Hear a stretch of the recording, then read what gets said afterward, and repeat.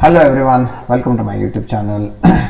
Today we are going to discuss about applications of biopolymers. So far we discussed about what are synthetic polymers, biopolymers, and also in previous class we discussed about biopolymers, their importance, their properties, their applications, and how we can use them inside the human body, and also with examples, and also we discussed about different types of the biopolymers, okay, based on different sources.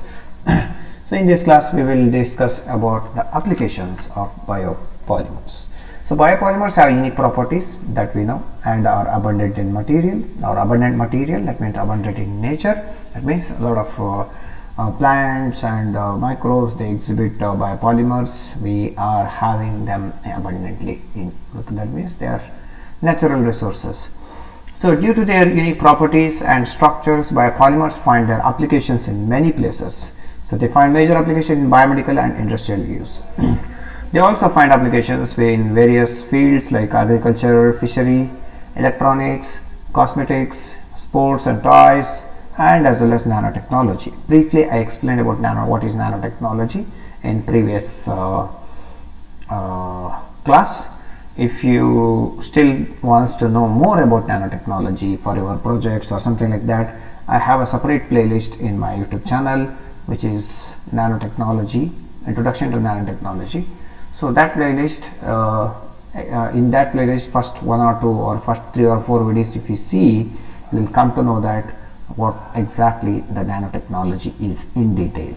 Or else briefly, if you want to know, just previous 6th topic, this thing biopolymer topic, whatever video is there, that you just refer, will come to know what is nanotechnology. So applications in the biomedical field. So biopolymers are very widely used in the biomedical fields. So due to their properties like degradability, non-toxic, that is biocompatible in nature properties, etc. So they are used in tissue engineering and pharmaceutical applications, industry, medicines, drug delivery, etc. In these all things comes under biomedical fields. Under biomedical field we have a tissue engineering a separate stream, pharmaceutical industry a separate stream, where the drug loading, drug carrying, all other things will be there, and medicines is there, and also in drug delivery applications. So polypeptides are inexpensive and easily available in nature, easily available. So therefore find various use in the biomedical materials. So drug delivery systems, biopolymers like collagen and chitosan, they are already being used in drug delivery systems to target the drug and as well as improve the drug absorption. So there is something called targeted drug delivery. So what do you mean by drug delivery systems? The systems or the polymers here, specifically biopolymers, maybe liposomes or a kind of chitosan or collagen based particles, that can be used to load the drug inside these polymers, and you can take it orally or through the transdermal drug delivery. So once this drug is being released, because this particular polymer will have drug inside it, and just on the surface of the polymer we will be coating particular specific antibodies. For example, if I want to load an anti-cancer drug, so I will take the cancer cells first outside, and then I will clone, and every cancer cell will have their specific antigen, that is cancer cell antigen. Now I will clone antibodies in the laboratories. Now all of you know that antigen antibody are highly complex in nature, are highly specific in nature. Only cancer cell antigen will bind only with the cancer cell antibody. Rest any other cells, if it is coming, it will not bind. So what is the phenomena here is to use the antigen in order to develop antibodies in the laboratory. Now load the drug inside the polymer. Okay, now this polymer surface is there, no, that is attached with the antibodies, cancer antibodies. Now insert that drug, now you either insert into the human body either by the transdermal drug delivery or orally. Okay, when you take this drug inside, when it goes inside the human body, the drug will find its way and it will bind only to the cancer tumor, wherever the cancer tumor is there, or cancer cells. Why? Because we know that antigen antibody complex, antigen antibody are highly specific in nature. So it will travel all over the body, and every cell will reject that unless and until it reaches to the cancer tumor. Okay, and when it reaches to the cancer tumor, there is a cancer cell antigen which will recognize this antibody and thinks that this is his friend, like antigen antibody complex will be formed. And what happens when the antigen antibody complex will be formed? It will open up. That means the tumor will open up, the tumor pores will open up.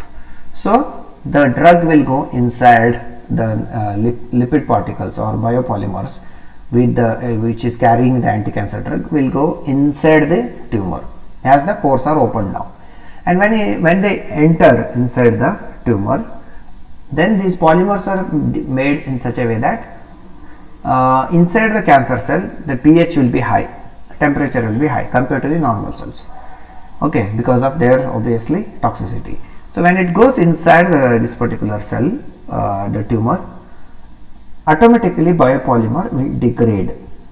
Once they degrade, they will release the drug, and now inside the tumor itself the anti-cancer drug has been released, and it will kill all the cancer cells inside the tumor itself. So suddenly the tumor starts shrinking, and finally, because of the apoptosis and macrophage engulfment, the cells will be taken out. So here this is called targeted drug delivery.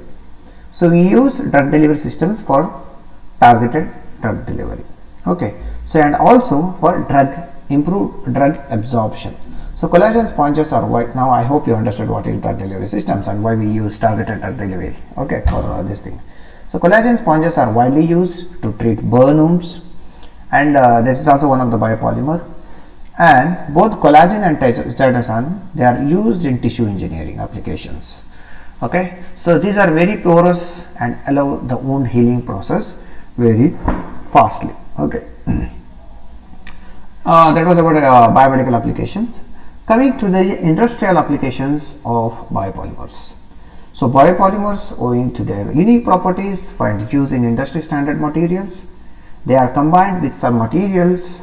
Okay, along with the polymers, there will be some other materials will be there to reinforce the properties of these biopolymers to enhance their desired properties and practical applications. That means I want to coat this polymer to some metals, that is also combined with the materials to reinforce the particular properties, and the properties of these materials or these biopolymers to enhance their desired properties and practical applications. So these are widely used in packaging. Okay, biopolymers are already used in packagings in industrial aspects. We are having PHA, polylactic acid and starch, which is being inexpensive and readily available, are perfect use for this particular packaging task.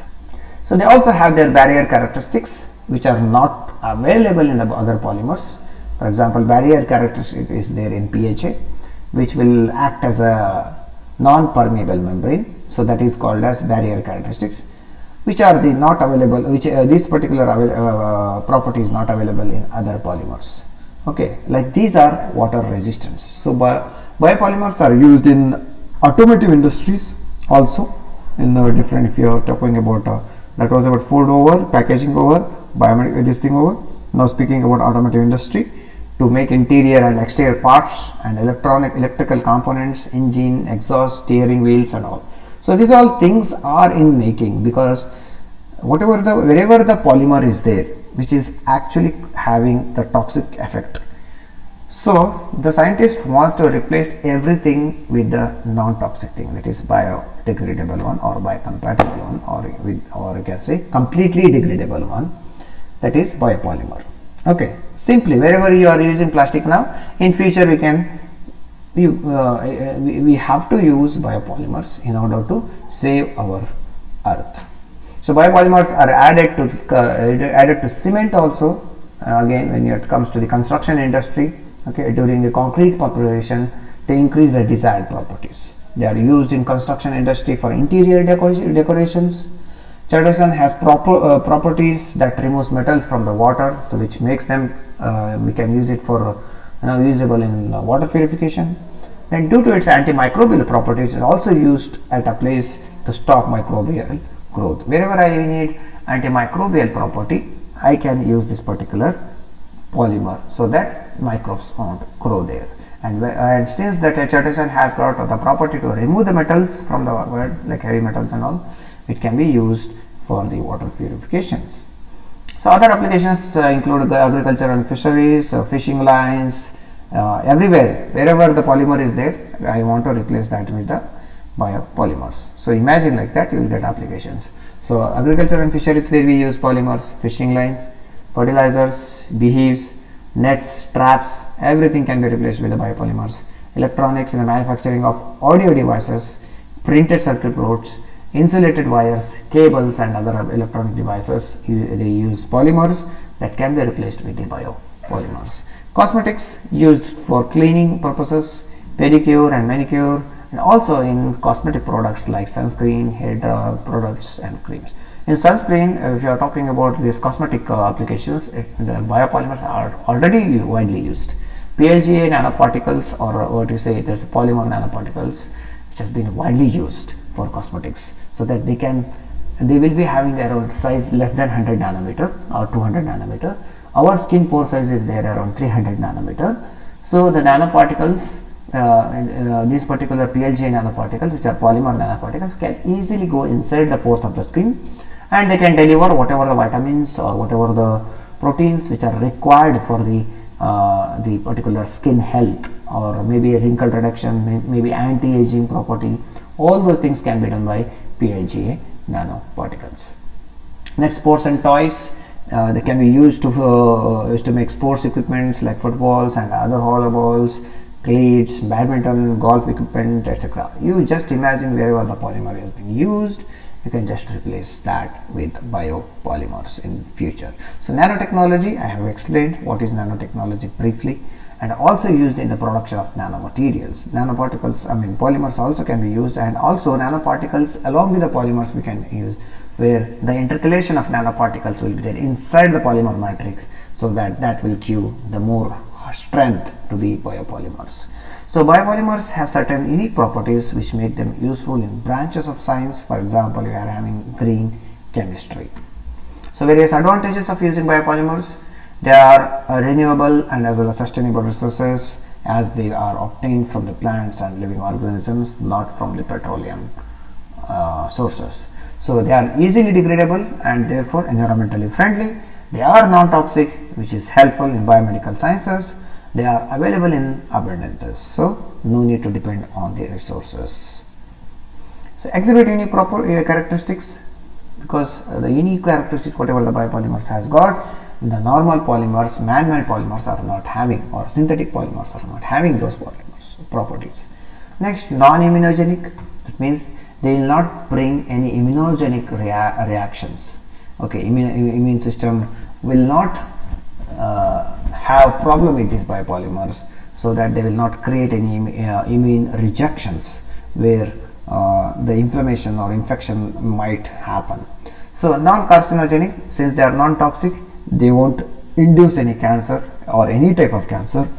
And next, with the help of reinforcement properties or reinforcement mechanisms, the practical application of the biopolymers are enhanced and widely used with the nanotechnology what we discussed in the previous class. The next topic is modification of biomaterials, that we will discuss in the next class.